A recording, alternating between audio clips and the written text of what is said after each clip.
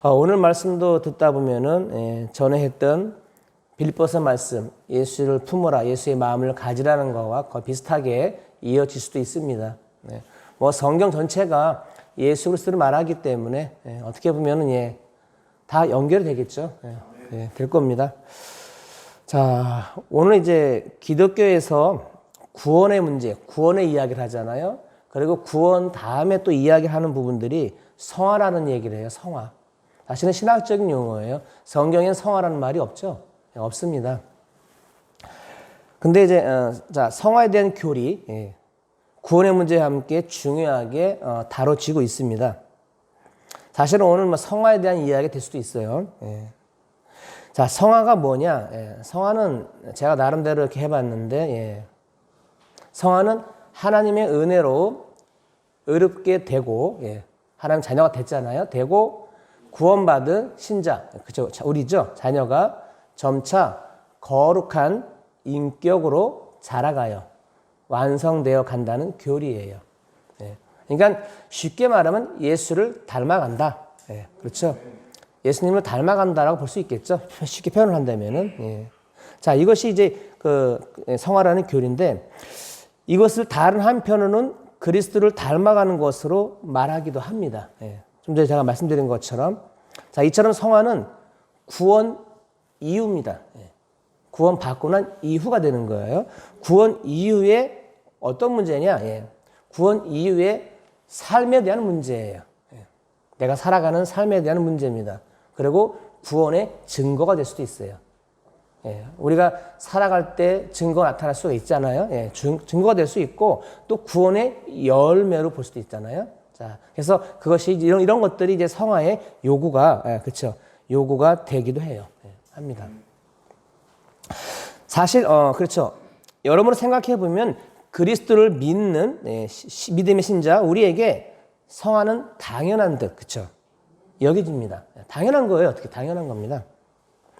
자, 우리는 구원받은 자이고 성령의 역사가 있는 거룩한 존재입니다. 그렇죠? 성령이 나와 함께하기 때문에 성령의 역사는 있단 말이에요. 그렇게 함께하고 있습니다. 자, 이런 우리가 구원받기 전과 같을 수는 없어요. 같을 수는 없습니다. 자, 뭔가 변화되고 나아지는 것이 있어야 한다는 얘기예요. 그래서 이 성화라는 말을 하는 거라는 얘기죠. 점차 거룩한 모습으로 변화되는 것이 있어야 성령이 역사하는 자 믿음의 신자답게 보이잖아요.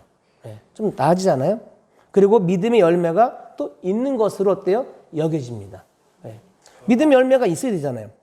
이런 생각 안에서 성화 교리는 당연한 것으로 받아들일 수밖에 없습니다. 당연합니다. 하지만 보세요.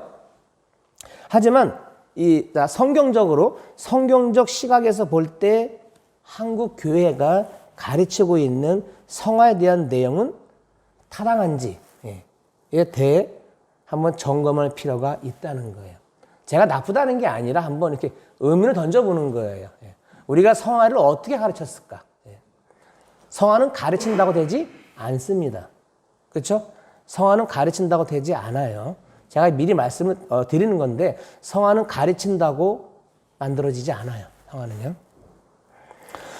성경이 과연 성화를 말하고 있는지, 성화를 말하고 있다면 그것은 어떤 의미에서 성화인지 그 대해서 다시 한번 생각해 봤으면 하는 바람이에요. 자, 먼저 생각해야 하는 건 뭐냐? 현대 교회가 보편적으로 가르치고 있는 성화가 과연 가능하느냐는 거죠. 가능하느냐. 성화를 교회가 주로 가르치는 것처럼 선을 실천함으로써 거룩한 삶을 이루어 가는 것으로 생각한다면 엄청난 착각이에요. 자, 이게 무슨 얘기냐? 교회가 성화를 가르치는데 선을 실천하가 거룩한 삶을 살아라? 자, 이렇게만 얘기한다면 말이죠. 이건 착각이라는 거예요. 이렇게 생각을 하고 그렇게 얘기하면 큰 착각일 수가 있다는 거예요. 자, 왜 그러느냐?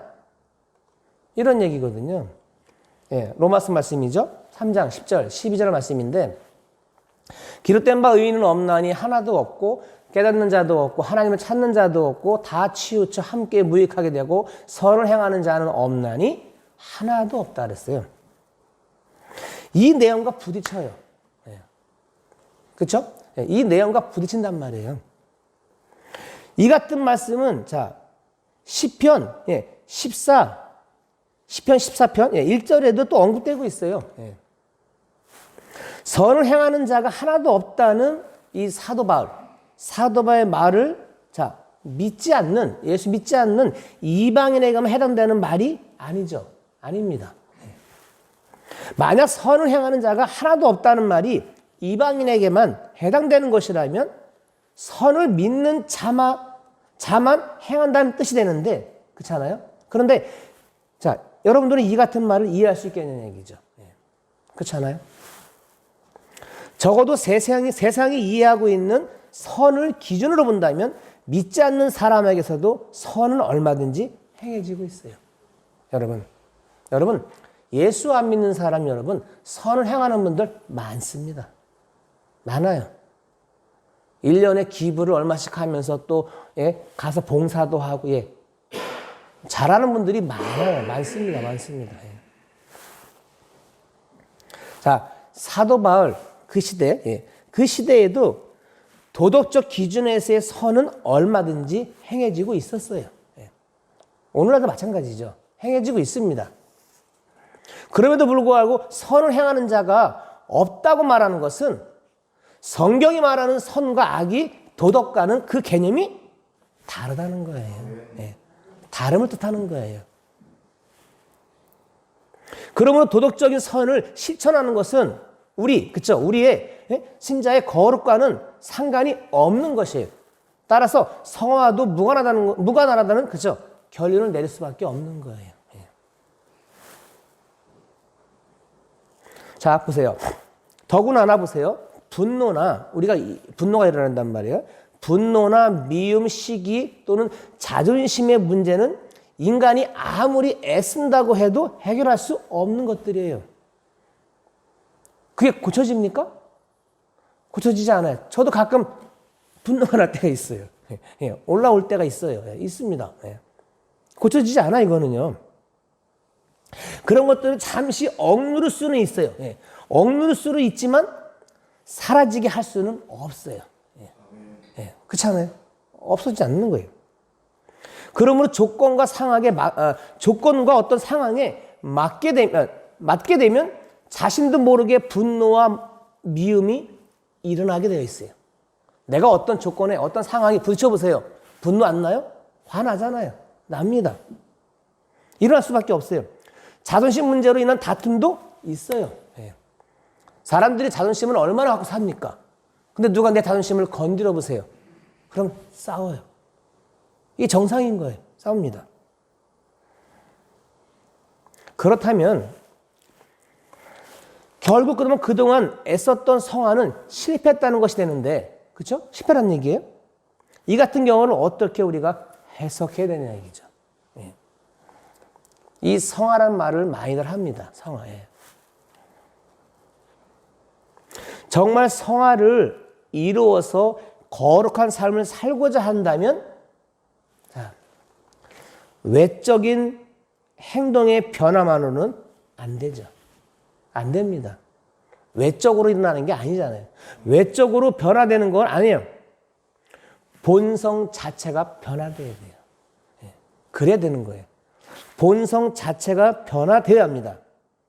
분노와 미움, 시기, 자존심의 문제는 모두 본성과 연결이 되어 있어요. 하지만 그 어떤 인간도 본성이 변화될 수는 없어요. 없습니다. 없어요.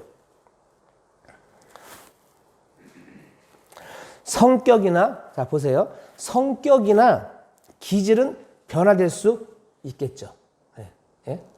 자, 이 말을 잘 이해하십시오. 성격이나 기질은 변화될 수 있겠지만, 본성은 인간이 선악과를 먹은 이후에 달라진 것이 전혀 없습니다. 우리에게는 죄성이 있습니다.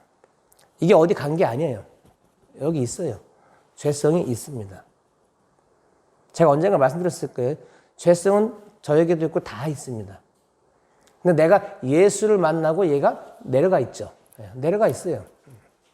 예수님이 계시니까. 이 중심에 예수님이 계시니까 저 밑에 가 있어요. 근데 내가 성령의 인도와 충만함이 없으면 이렇게 다시 올라와 버리죠. 내가 예수와 멀어지고 성령이 충만하지 않아요. 그러면 이제 예수님은 온데간데 없이 사라져 버려요. 나타나지가 않아요. 그러면 뭐가 올라와요? 내가 올라오는 거예요. 내가 가지고 있는 못된 것들이 다 올라옵니다. 그래서 내 마음대로 하는 거예요. 교회를 다녀도 내 마음대로 하는 거예요. 교회를 다녀도 절대 성령 인도를 안 받아요. 왜? 내 의지와 내 마음대로 살아가요. 그리고 나는 교회 다닌다 해요. 자, 전에 그렇게 산 적도 있었어요.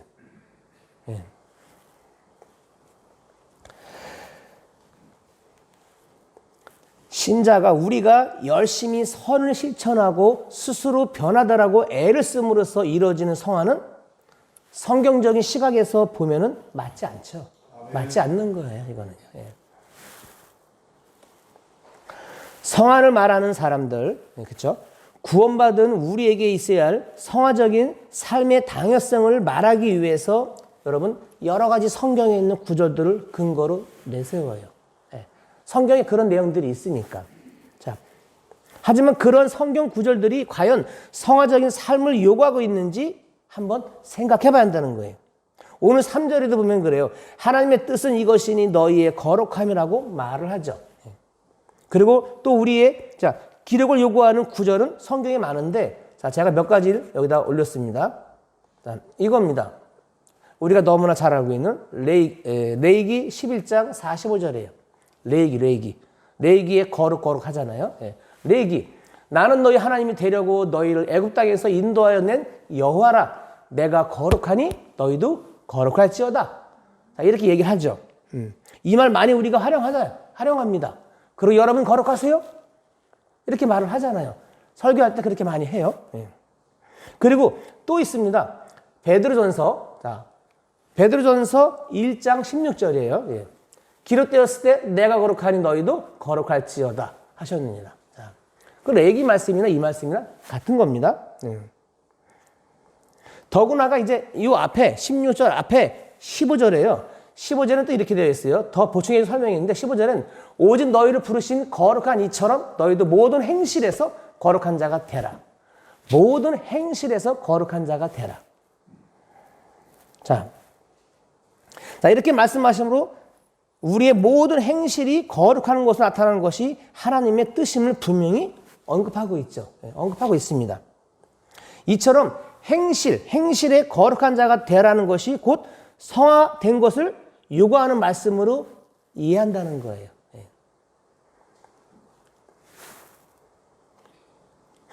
이 행실로 인해서 내가 성화되지는 않습니다. 그렇죠? 아닙니다. 자, 중요한 것은 행실에 거룩한 자가 되는 것이 과연 이제 얘기할게요. 도덕적인 착함, 선을 실천하는 것을 의미하는 것인가를 먼저 생각해 보라는 거죠. 생각해 보라는 겁니다. 만약에 거룩한 행실이 도덕이나 윤리와 연관된 것이라면 앞서 말한 것처럼 믿지 않는 자들의 도덕과 윤리적인 삶도 거룩한 것으로 여겨야 한단 말이에요. 그럼 어떤 문제 생기느냐? 이게 모순이죠. 그렇지 않아요? 모순이 되는 거예요. 여러분 예수 안 믿는 사람들이 얼마나 행실적으로 거룩하게 사는 사람들이 많은데요. 착하게 살고. 그렇죠? 그럼 그 사람들도 이렇게 말해야 되네. 성화됐구나. 근데 이건 다른 거예요. 다른 겁니다. 모순이에요. 모순이 있게 된다는 걸 우리가 염두에 둬요. 자, 그럼 본문에서 보면은 사도는 오늘 이제 본문으로 갈게요. 신자의 거룩을 음란을 버리고 거룩과 존귀함으로 자기 아내를 대하고 이방인과 같이 세교육을 따르지 않고 형제를 해하지 않는 것으로 말합니다. 그죠? 오늘 본문에 이것이 또 거룩한 삶이라는 것입니다. 사도가 말하는 거룩의 삶은 겉으로 보면 겉으로 봤을 때는 마치 도덕적, 그렇죠? 도덕과 연결되어 있는 것처럼 어때요? 보이죠. 보입니다. 음란이나 세욕, 형제를 해하지 않는 것들은 외적으로는 도덕적인 삶을 의미하는 것처럼 보이기 때문이에요. 그렇습니다. 자, 그런데 사도가 말하는 거룩의 모습에서 우리가 흔히 아는 소위 좋은 성품이나 좋은 기질을 찾아볼 수는 있을까요? 없습니다. 없어요. 그럼 보세요. 자, 사도는 어떤 의미에서 음란을 버리고 거룩과 존귀로 아내를 대하고 형제를 해하지 않는 것을 거룩하는 것으로 그럼 말하고 있냐 말이죠. 왜 그렇게 말을 하냐 말이에요. 자, 이게 성경이 가끔은 그래요. 그냥 이렇게 읽으면은, 근데 성경은 들어가서 그 당시 배경을 봐야 돼요. 그 당시의 배경과 상황을 봐야 돼요. 볼 때가 있어요. 당시 데살로니가, 이게 오늘 성경이 데살로니가서잖아요. 데살로니가는 우상을 섬기는 신전들이 많았어요. 신전이요. 우상 섬기는 신전들이 많았어요. 신전에서 제사를 드려요. 우상 섬기는 사람들은 신전 제사 드리잖아요. 우리가 뭐 드라마나 영화에서 봤을 거예요. 제사를 드릴 때요. 제사의 한 부분으로 신전에서 일하는 자, 이런 말 해도 되겠죠. 신전에서 일하는 여인과의 성적인 관계도 있었어요. 여러분 그런 거 뭐 영화나 이런 데 봤을 거 아니에요. 그렇죠? 있었어요. 때문에 신전에서 여인과 성적 관계를 맺는 것은 우상을 섬기는 그들에게는 음란이 아니었어요. 음란이 아니죠. 당연한 거예요. 여러분 가끔 사이비 교주 이단들이 그 성도 여성들을 막 범할 때가 있잖아요. 가끔 뭐 이렇게 매스컴에 나오잖아요. 이런 사람들이 우상을 버리고 예수를 믿게 되었다고 할 때 다른 여인과 관계를 맺는 생활도 버렸을까요? 다른 여인과 관계 맺는 것을 음란이라는 죄로 여겼다면 그런 생활을 버릴 수도 있겠지만 말한 대로 여러분 음란이라는 죄로 여기지 않았고 오히려 쾌락으로 여겼기 때문에 예수를 믿은 후에도 그런 생활은 계속 됐던 거예요. 계속 됐어요. 따라서 사도가 음란을 버리라고 말한 것은 자, 자기 즐거움, 자기 쾌락을 쫓는 세상에 속한 자의 옛 생활을 버릴 것을 말하는 것으로 이해할 수가 있어야 한다는 거예요. 옛 생활을 버리라는 거예요. 이런 의미에서 사도가 말하는 거룩은 도덕적 삶의 실천이 아니라 세상 방식에서의 뭐죠? 구별로 이해할 수 있는 거예요. 바뀌었나요? 우리를 왜 성도라고 합니까? 구별된 자이기 때문에 성도라고 하는 거예요. 그럼 구별이 돼야 한다는 얘기예요. 예수를 믿고 똑같이 하는데 그 행실을 보고 거룩한 자야? 아니죠. 그건 아니란 얘기잖아요. 지금 그 당시 이 사람들이 그렇게 행했기 때문에 사도 바울이 이야기를 하는 거예요. 그 말 하는 겁니다.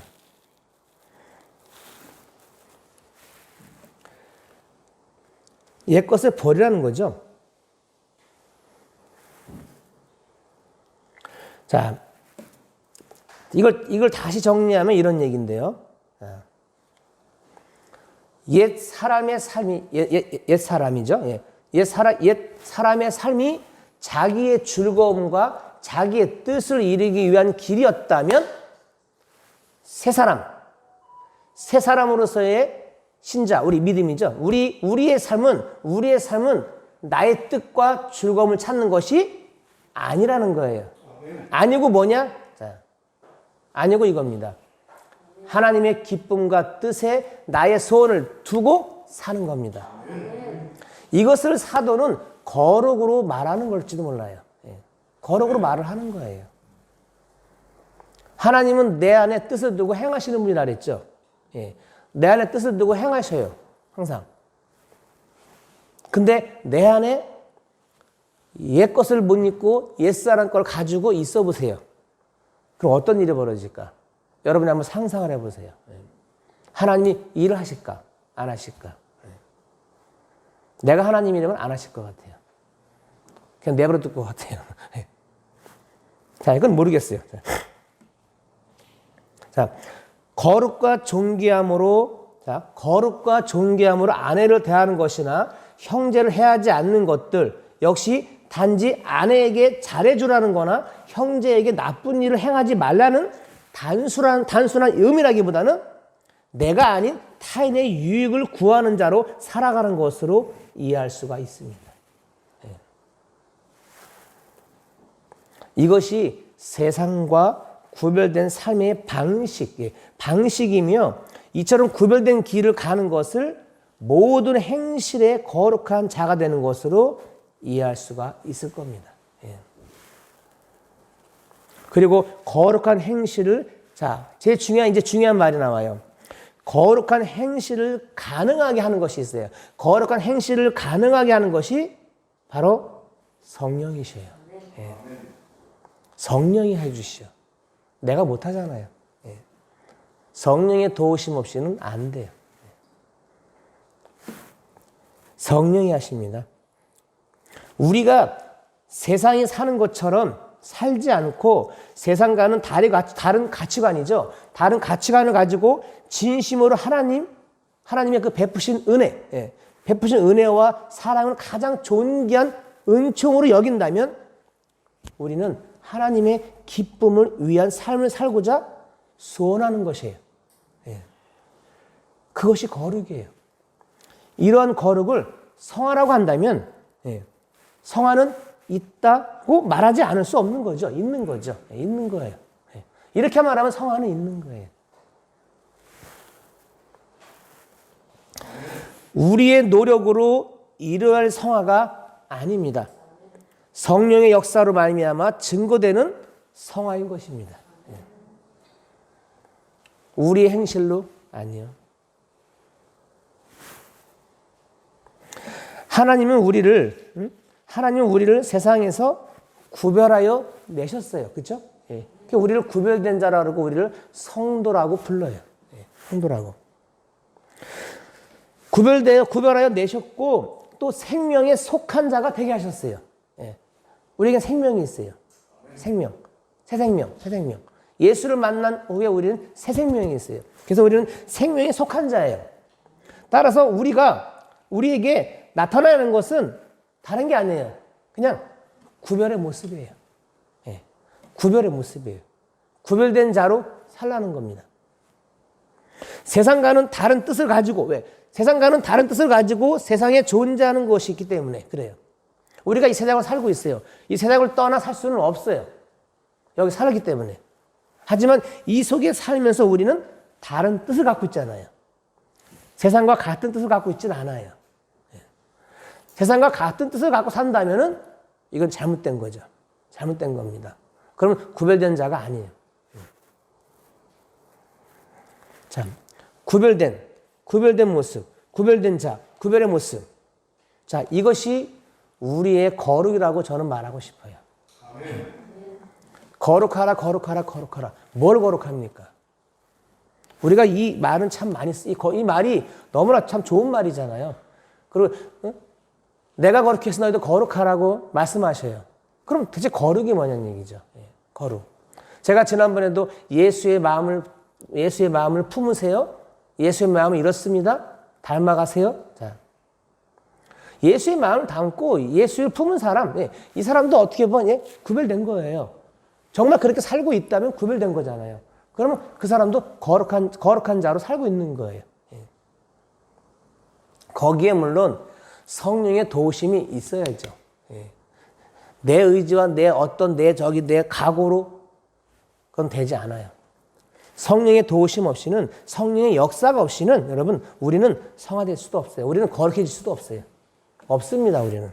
왜? 우린 죄인이기 때문이고 우리는 죄성이 있기 때문에 우리는 되지 않아요. 제가 아무리 발버둥 치고 제가 아무리 저기 해도 안 될 때는 안 돼요. 왜?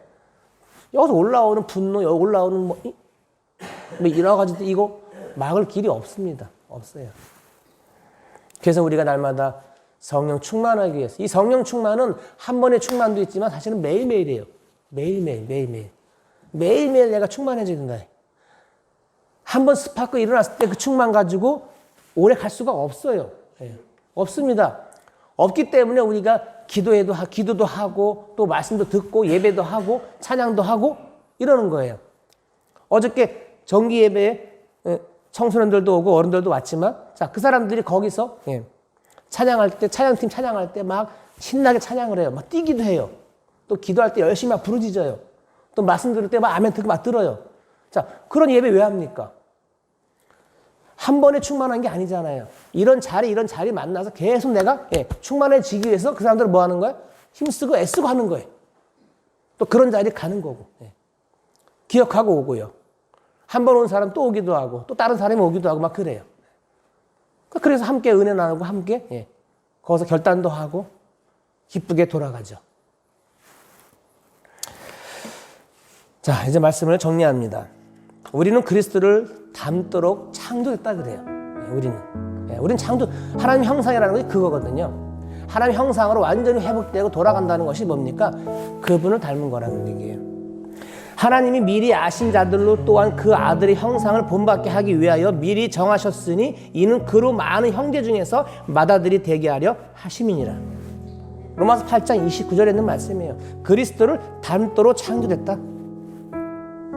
그래서 아까 제가 기도할 때 완전한 하나님의 형상은 예수 그리스도밖에 없다 그랬어요. 그럼 우리는 그 예수 그리스도를 뭐죠? 우리가 믿잖아요. 그리고 우리는 그분을 닮아요. 그분의 성품을 담으려고 하고 그분의 마음을 품어요. 그리고 우리는 살아가요. 그래야 하나님이 내가 거룩해 너도 거룩하라 하는 말이 맞게 되는 거예요. 그 말이. 그러니까 우리는 예수님 없이 성령님 없이는 우리는 하나님께 갈 수가 없어요. 또 닮아지지도 않아요. 내 의지, 내 생각 이런 건 다 버려야 되죠.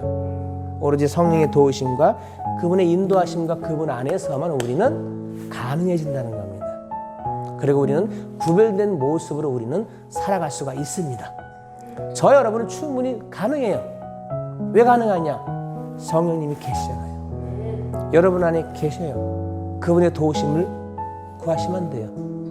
그리고 여러분들이 한 걸음 한 걸음 여러분들이 걸어가시면 여러분의 믿음의 생활은 행복해지는 거예요. 아까 찬양처럼 예수 안에 있고 예수를 믿으니까 내가 행복한다는 말이나 그 작사 작곡하신 분이 송경민 그분 얘기가 그런 거예요.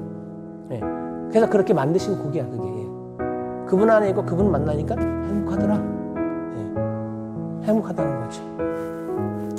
저와 여러분이 정말 예수를 만나서 행복하고 정말 예수 안에서 내가 구별된 대로 살아가고 내가 나중에 돌아와 봤을 때 내가 많이 변화가 되어 있었구나. 내가 많이 성화가 되어 있었구나. 이건 신화적 용어지만 그런 말을 할 수 있는 저와 여러분이 될 수 있기를 주님의 이름으로 축원합니다.